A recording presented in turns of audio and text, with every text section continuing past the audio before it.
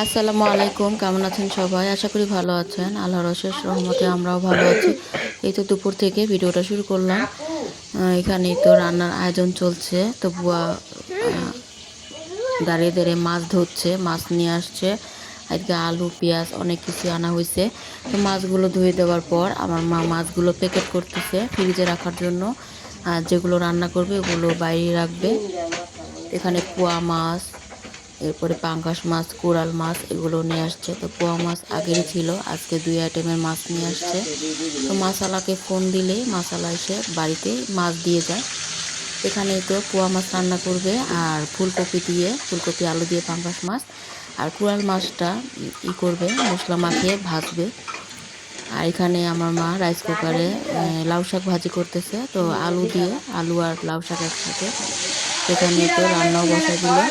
তো আমার ভাই বউ রান্না করতেছে আর আমার মা শুধু শাকটা রান্না করতেছে নিচে বসে বসে। এখানে ফুলকপি আর আলুটা তেলে ভেজে নিচ্ছে হালকা একটু লবণ ছিটিয়ে দিয়ে। ফুলকপিটা ভেজে রান্না করলে বেশি মজার হয়।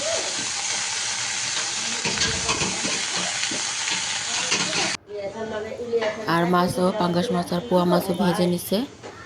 তো এক পাশের চুলাতে পোয়া মাছটাও ভুনা পেঁয়াজ দিয়ে মটরশুঁটি দিয়ে ভুনা করবে, তো ওটাও বসাই দিচ্ছে। আর এদিকে তরকারিটা প্রায় হয়ে গেছে। তো ঝোলের পানি দেওয়ার পর পাঙ্গাস মাছগুলো দিয়ে দিল।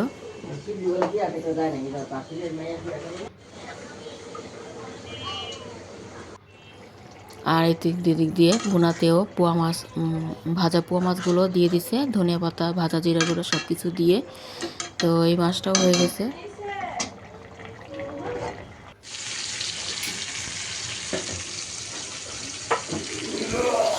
আর এদিকেই তো পোয়া মাছের তরকারিও হয়ে গেছে আর পাঙ্গাস মাছের তরকারিটা ওইটাও নামিয়ে নিছে। তো এখন এক চুলায় তো এটা হচ্ছে মাছের ডিম। তো মাছের অনেকগুলো ডিম বের হয়েছিল, ডিম মাছের পেটা, তো ওটা মিলিয়েই পেঁয়াজ দিয়ে শুকনো শুকনো করে ভুনা করে নিচ্ছে। আর পাশের চুলাতে কোরাল মাছটাও ভেজে নিচ্ছে।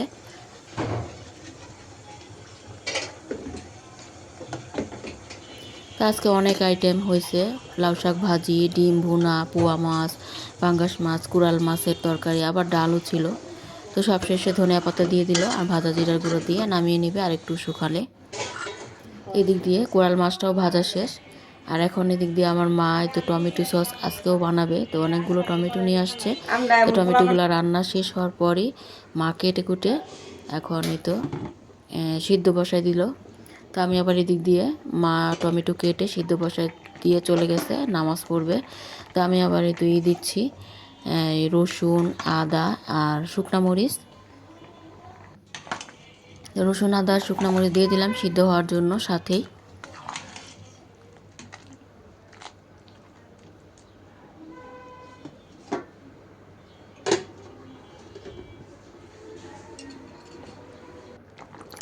তো এই তো বারবার আমি নাড়াচাড়া করে দিচ্ছি। তার একটু হলে নামিয়ে মানে চুলাটা এটা ফ্ল্যাগটাকে খুলে দিব, অফ করে দিব। ঠান্ডা হলে এরপর ব্লেন্ড করে নিব। তো এরপর আমরা দুপুরের খাবার খেতে বসে গেলাম। তো বিসমিল্লাহ বলে এখন খাবারটা খেয়ে নিব। তো আজকে তো অনেক আইটেম ছিল। তে আমি আমার 2 মেয়ে মা আমরা সবাই খেতে বসছি। আবার ওর বাবাও আসলো, ওর বাবাও খেতে বসলো। তো কোরাল মাছটা ভাজা দিয়ে কিন্তু খুবই ভালো লাগছে খেতে।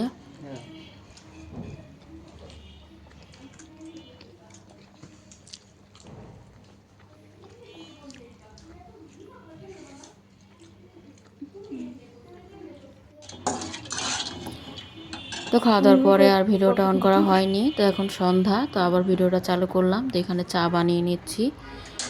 তো লিকার জাল করে দুধ মিশিয়ে নিচ্ছি। এই তো চাটা দুধ মিশিয়ে চুলায় বসায় রাখছি। তো খাওয়ার সময় ঢেলে দিব। আর আমি একটু লিকার খাবো, আমার জন্য আলাদাভাবে রাখলাম। তো এরপরে আজকেও তো গরম গরম পুরি নিয়ে আসছে, পুরি আর মিষ্টি পরোটা। তো এই তো আমার ভাতিজা ঘুম থেকে উঠে বসে বসে কার্টুন দেখতেছে।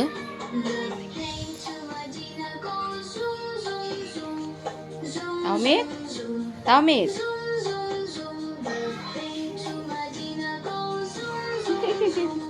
হাসি দাও।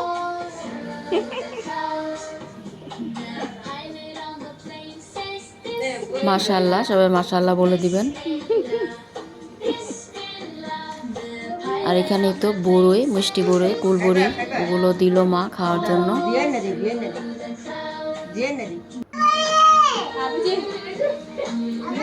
এখন এই তো সন্ধ্যার নাস্তাটা করে নেব। তো মিষ্টি পরোটাগুলো গরম ছিল, খেতে ভালোই লাগছে, পুরিগুলো গরম গরম ছিল।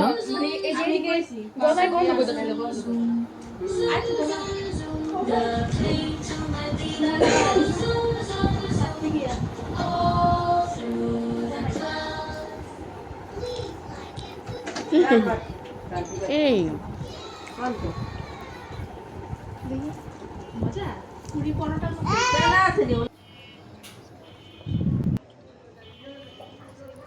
তো এরপর এটা হচ্ছে সন্ধ্যার পরে। তো এখানে যে টমেটো সসের ইটা তো দুপুরে সিদ্ধ করে রাখছিল, তো আমার মা এগুলো ব্লেন্ড করে দিল, আমি ছেঁকে নিলাম। এখন এই তো এগুলা বানিয়ে নিব। তো আজকে সস অনেকগুলোই ছিল, তো সস বানাতে যা যা লাগে সব কিছুই দিয়ে এখন বানিয়ে নিব সসটা। তো কর্নফ্লাওয়ারও গুলিয়ে রাখছি, তো তেঁতুলের কাঠ দিয়ে দিয়েছি, চিনি, ভিনেগার এগুলো আস্তে আস্তে সব দিয়ে বানাবো। এই তো তেঁতুলের কাঠ, তো ওই দিন গোলানোর পর অর্ধেকটা বানাইছিলাম আর অর্ধেকটা রেখে দিছিলাম, তো ওটাই এখন দিয়ে দিব। তো এই তেঁতুলের গোলানোটা পুরোটাই লাগবে।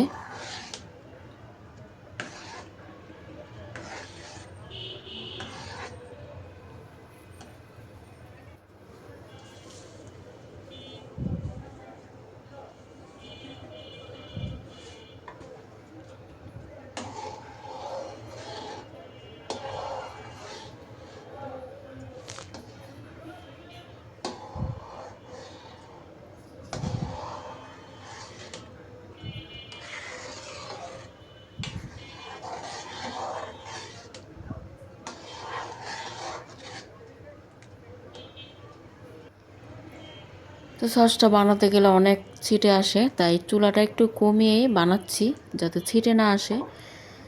চুলাটা বেশি বাড়ালে তাড়াতাড়ি হয়, কিন্তু অনেক ছিটে। আজকের মতো ভিডিওটি এই পর্যন্তই ছিল। আবার চলে আসবো নতুন কোনো ভিডিও নিয়ে আপনাদের মাঝে। সেই পর্যন্ত সবাই সুস্থ থাকেন, ভালো থাকেন।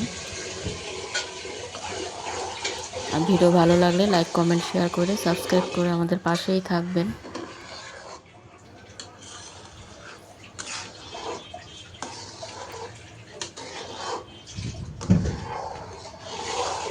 আল্লাহ হাফেজ, আসসালামু আলাইকুম। আল্লাহ হাফেজ।